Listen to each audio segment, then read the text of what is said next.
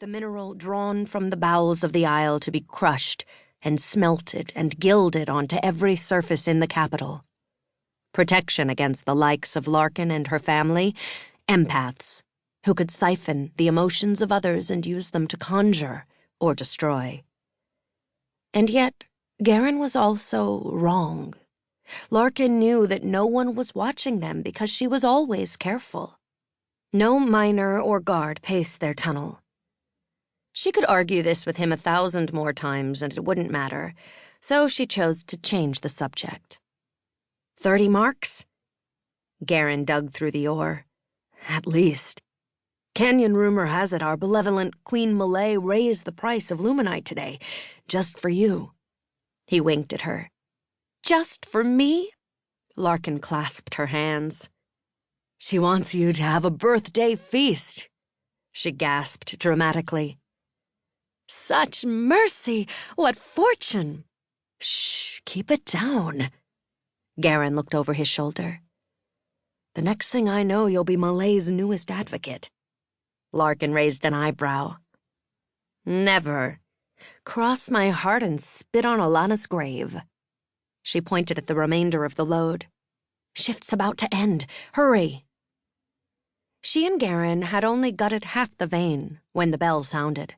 Larkin rammed her chisel into the loosened rock and cursed when the falling ore nicked her hand. She examined the wound in the lantern light before wiping her blood-glazed knuckles on her trousers. Garin tossed the ore into the bucket. Be careful. I'm fine. Larkin grabbed her knapsack and stood. She thought of their sister, Vanya's glittering joy, every time Larkin and Garin brought anything home from the market district. A full bucket was well worth a few cuts and scratches. Garin covered the bucket with a filthy handkerchief and picked it up, hugging the ore to his chest.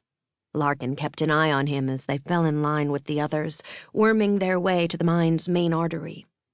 The shallow chambers of Ethera had been picked clean, and miners like Larkin and Garin had been burrowing deeper for years now. The snaking tunnels shored with timber. The line of tired workers stretched endlessly before and behind them.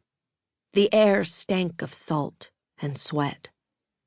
5 years in these mines, and the crawl to Ethera's entrance was still as agonizing as the first time. At least Larkin's nightmares of being buried alive had stopped. To distract herself, Larkin focused on deciphering the swell of emotions surrounding her, the crackling abrasion of Garin's annoyance with the long lines, the miners carrying empty buckets, their disappointment like cold water to glowing steel. At the conflux of 2 tunnels, Larkin almost collided with Adina, a girl whose family lived 2 doors down from them. Dirt and sweat coated Adina's fair skin, clay caked in her feathery hair. Any luck? Adina clutched her own bucket with buoyant delight. A bit, said Garin.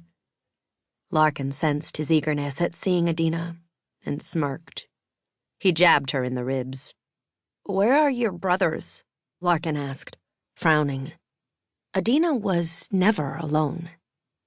Adina's face fell. They've gone to find Edric. Is he well? Larkin pressed, sensing Adina's worry. Edric was Adina's older brother who had been reassigned from the mines to one of the farms. Before he left, Edric was a cheerful companion in Ethera, even on days when he found no ore. His smile was a welcome change from the drudgery of the mine. Nola Farm was destroyed. The cottages are nothing but splinters. Like the worst storm you could ever imagine came through. No one can explain it. Most of the harvesters are missing. Edric and our aunt. A chill numbed the tips of Larkin's fingers, and she squeezed her hands into fists. Sure, there had been rumors for the past year or so of strange disturbances beyond the city gates, structures crumbling to dust, farmers disappearing. Larkin had heard the stories only through echoing conversation within the mines.